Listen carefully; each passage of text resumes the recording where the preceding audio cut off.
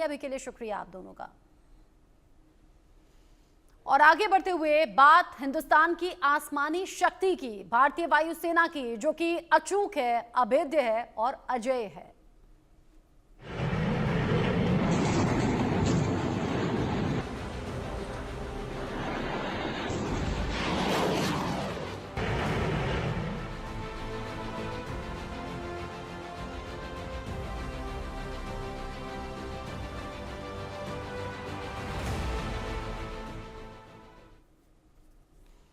भारत पाकिस्तान के बीच पिछले दिनों यह मालूम हो गया कि कैसे भारत का सिस्टम बहुत ज्यादा मजबूत है और पाकिस्तान अपनी हर कोशिश में नाकाम रहा। मैं बात कर रही हूं भारत के एयर डिफेंस सिस्टम की, जिसे भेदना दुश्मन के लिए मुश्किल ही नहीं बल्कि नामुमकिन है। दुश्मन का कोई भी हवाई हमला कामयाब नहीं हो सकता। पाकिस्तान चाहे जितनी कोशिश कर ले, उसकी कोई चाल नहीं चलेगी, क्योंकि भारत ने 3 नए रक्षा कवच तैयार भी कर लिए हैं, जो अचूक, अभेद्य और अजेय हैं। ये एयर डिफेंस सिस्टम किसी भी मिसाइल, फाइटर जेट या फिर ड्रोन को मार गिराने में सक्षम है। इन तीनों का नाम है quick reaction surface to air missile, vertically launch short range surface to air missile और आकाश नेक्स्ट जनरेशन, जो कि पाकिस्तान के किसी भी हवाई हमले को नाकाम करेंगे। पाकिस्तान की कोई भी चाल नहीं चलने देंगे और कैसे गेम चेंजर साबित होंगे, आज इस मुद्दे पर बात करेंगे। लेकिन उससे पहले ये रिपोर्ट देखिए।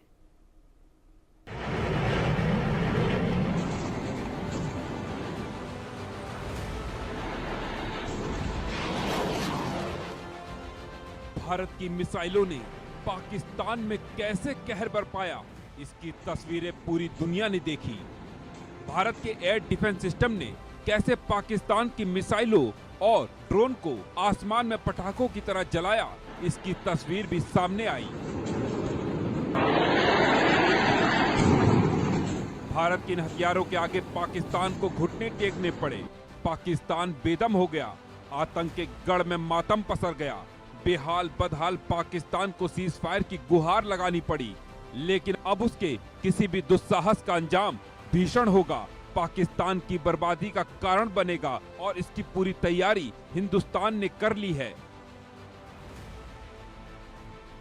भारत को 3 नया रक्षा कवच मिलने जा रहा है, जिससे भारत के डिफेंस सिस्टम को दुश्मन के सामने अभेद्य बनाएगा। पहले एयर डिफेंस सिस्टम का नाम है quick reaction surface to air missile. QRSAM की रेंज 25 से 30 किलोमीटर है। इसे हवाई खतरों को रोकने के लिए डिजाइन किया गया है। ये ड्रोन, मिसाइल और फाइटर जेट को मार गिराने में सक्षम है। इस सिस्टम के रडार 360 डिग्री कवरेज प्रदान करते हैं। ये पूरी तरह से स्वचालित कमांड और कंट्रोल सिस्टम से लैस है। Quick reaction surface to air missile Pakistan का कोई हवाई चाल नहीं चलने देगा। भारत का नया रक्षा कवच पाकिस्तान की नाक में दम करेगा। इसके अलावा भारत ने vertically launch short range surface to air missile भी तैयार की है। VLSR-SRSAM की रेंज 25 से 30 किलोमीटर है। ये भारतीय वायुसेना और नौसेना दोनों के लिए डिजाइन की गई है। ड्रोन, हेलीकॉप्टर और क्रूज मिसाइलों को नष्ट करने में सक्षम है। इसकी वर्टिकल लॉन्च क्षमता इसे सभी दिशाओं में फौरन एक्शन में सक्षम बनाती है। इस सिस्टम को DRDO ने विकसित किया है। भारत का vertically launch short range surface to air missile Pakistan की मिसाइल को खाक कर देगा। शहबाज के ड्रोन को हवा में ही राख कर देगा। पाकिस्तान का हर हमला नाकाम करेगा। इसके आगे मुनीर की सेना का हर अटैक बेकार होगा। लेकिन इससे भी घातक भारत की एक और मिसाइल है, जिसकी दस्तक ने पाकिस्तान की नींद उड़ा दी है। नाम है आकाश नेक्स्ट जनरेशन। आकाश NG की रेंज 70 से 80 किलोमीटर है। ये लड़ाकू विमान, क्रूज मिसाइल और ड्रोन को नष्ट करने में सक्षम है। आकाश NG में उन्नत रडार और सीकर तकनीक शामिल है। आकाश NG मौजूदा आकाश मिसाइल का एडवांस वर्जन है। आकाश की ताकत को पाकिस्तान देख चुका है। आकाश के आगे पाकिस्तान की मिसाइलें और ड्रोन हवा में ही राख हो गई थी और अब तो उसका सबसे एडवांस वर्जन तैयार है। यानी साफ है कि पाकिस्तान की कोई भी हिमाकत उसके लिए काल बन सकती है, पाकिस्तान को बर्बाद कर सकती है। Bureau report, India news.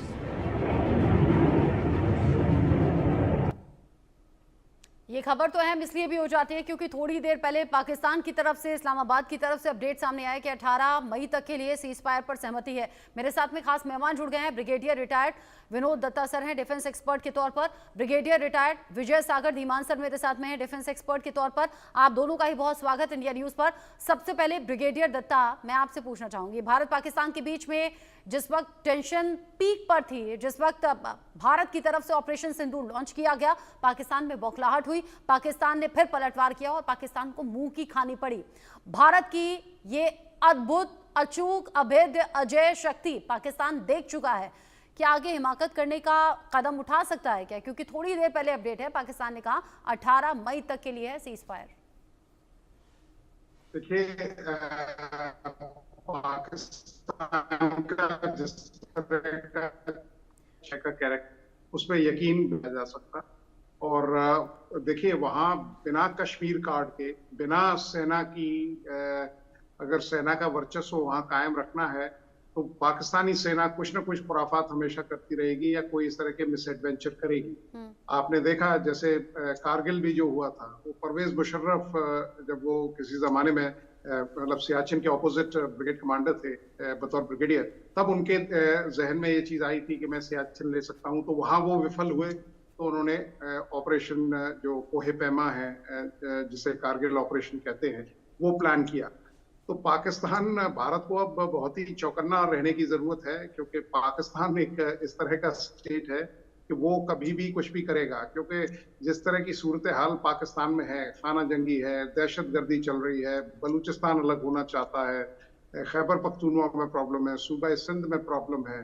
तो इन सब चीजों को देखते हुए, और अगर आप इतिहास उठा के देखें तो जिन देशों में इस तरह की इंटरनल सिचुएशन खराब रही है, वो पूरे देश को एक जंग में झोंक देते हैं, जिससे जो जन उन्माद होता है, वहां जो वॉर हिस्टीरिया होता है, उससे लोगों का जो इंटरनल प्रॉब्लम्स है उससे ध्यान बढ़ जाता है।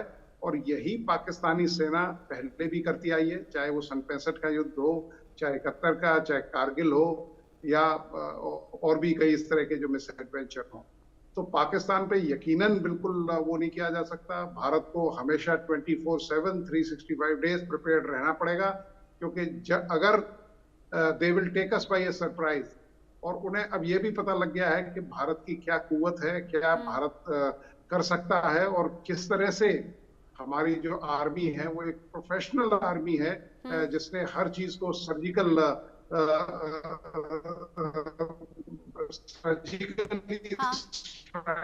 किया है। वही गोल। और ब्रिगेडियर दत्ता, आप रहिए मेरे साथ में। कह रहे थे? हाँ जी, आप रहिए। थोड़ा सा ऑडियो में शायद नेटवर्क की इशू की वजह से थोड़ा प्रॉब्लम आ रही है बीच में, उसे भी ठीक कराने की कोशिश करते हैं। आप भी जरा चेक कीजिएगा नेटवर्क। मेरे साथ में ब्रिगेडियर विजय सागर जी भी हैं। विजय सागर जी, जो पाकिस्तान की ताकत है वो भी दुनिया ने देख ली, जो हिंदुस्तान की अचूक ताकत पाकिस्तान पर कहर बनकर टूटी वो भी देख ली, और पाकिस्तान से आने वाले हमलों को कैसे रोका, नाकाम किया और फिर जवाबी कार्रवाई की, वो पूरी दुनिया ने देखी है। ऐसे में अब जब पाकिस्तान की ओर से, पाकिस्तान के विदेश मंत्रालय की ओर से कहा गया है कि 18 मई तक है सीज फायर, इसका मतलब और मायने क्या? आगे डीजीएमओ की बातचीत में और ज्यादा ये टाइमलाइन आगे बढ़ेगी, या पाकिस्तान के दिल दिमाग में कुछ और चल रहा है बाकी देशों का साथ पाकर? देखिए, जैसे आपको दत्ता साहब ने बताया है कि पाकिस्तान का एक पेनेशिया है कि इंटरनल प्रॉब्लम से दूर करने के लिए एक्सटर्नल प्रॉब्लम करो, कश्मीर की बात करो, एंटी इंडिया बात करो। तो इसको देखते हुए हमें ये लगता है कि पाकिस्तान जरूर कुछ करेगा। पाकिस्तान को हम ट्रस्ट नहीं कर सकते। अगर वो सीज फायर 18 के लिए बोल रहा है तो वो भी ट्रस्ट करना बड़ा मुश्किल है, और पाकिस्तान जरूर इस वक्त कोई रीग्रुपिंग कर रहा होगा। ये जो टेम्पररी पॉज हमने लिया है, जिसको हम डिप्लोमेटिक पॉज बोलते हैं, इसमें पाकिस्तान को थोड़ा मौका मिला है रीग्रुप करने के लिए। क्योंकि अगर आपको याद हो कि 10 तारीख की क्या घटना हुई है, रादर 9 की मैं बोलूंगा, 9 को जो घटना हुई है उसके जवाब में भारत ने मॉर्निंग में पाकिस्तान को सारे एयरफील्ड्स को एकदम ब्रह्मोस अटैक किए हैं। और उसमें से जो बताया जा रहा है कि शायद जो सरगोदा में जो न्यूक्लियर इंस्टॉलेशन के ऊपर अटैक हुआ है, उसकी कंफर्म सोर्स नहीं है, भारत ने उसको डिनाई किया है, और बड़ी लंबी घटना है, मैं किसी बाद में हम बात कर सकते हैं। उससे पाकिस्तान डर गया था, और उन्होंने, अगर आपको याद हो, 10 तारीख को सुबह 5 बजे अटैक करना शुरू किया होता। मैं आई विटनेस हूं उस अटैक का, और वो चलता रहा करीबन 12:30 बजे तक चलता रहा। और 1:30 बजे आकर के पाकिस्तान के डीजीएमओ जो है वो फोन करते हैं इंडियन डीजीएमओ को, और इंडियन डीजीएमओ से फ्री नहीं है। और 3:30 बजे जब उनकी बात होती है तो सीज फायर पाकिस्तान ने मांगा था, क्योंकि पाकिस्तान को पता चल गया कि भारत क्या कर सकता है। परंतु अब ये जो पॉज हमने मांगा मिला हमको, पाकिस्तान ने इसमें जरूर रीग्रुपिंग करी होगी, पाकिस्तान जरूर कुछ ना कुछ हमला करने का अटैक कर रहा होगा। अब हमने ये देखना है कि हमारी जो कंट्रीज हैं, हमारी जो फोर्सेस का जो प्रहार था वो हमने उस वक्त भी बोला और अभी बोल रहे हैं कि वो हमने ट्रेलर दिखाया था, अभी पिक्चर बाकी है। तो इसलिए अगर वो पाकिस्तान को बात समझ में आएगी तो शायद वो बात आ जाए।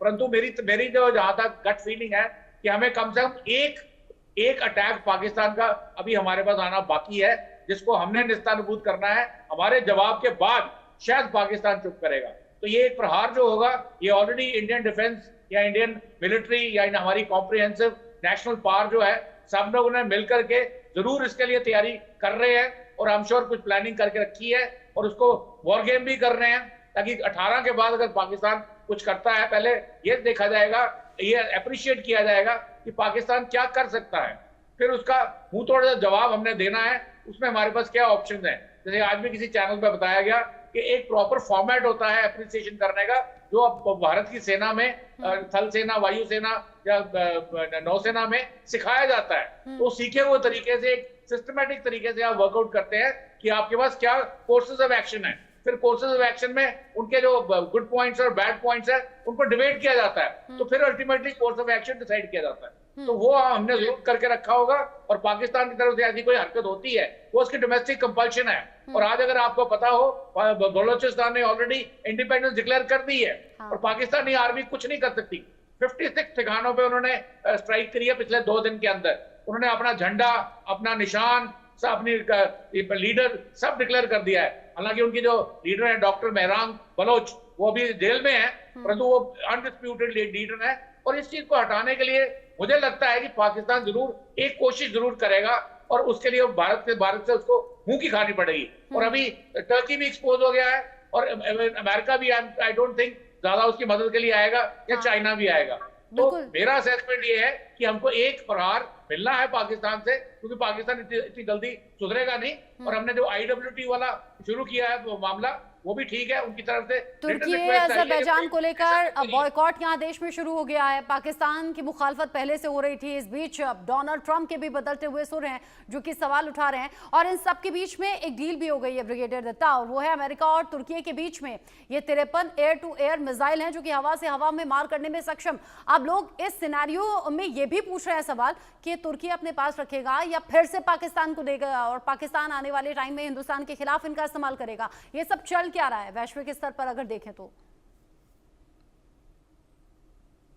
देखिए, तुर्की का भी अगर आप देखें और उसकी तारीख में जाएं, तो हालांकि वो नेटो का मेंबर है, लेकिन उसने अमेरिका के लिए भी बहुत प्रॉब्लम्स खड़ी कर रखी, और उसका झुकाव ज्यादातर, बिकॉज एर्दोगान साहब भी एक, वो कहते हैं ना कि कैलिफेट या खलीफा बनने के जो उनका पॉलिटिकल एम्बिशन है वो रखते हैं। नेटो,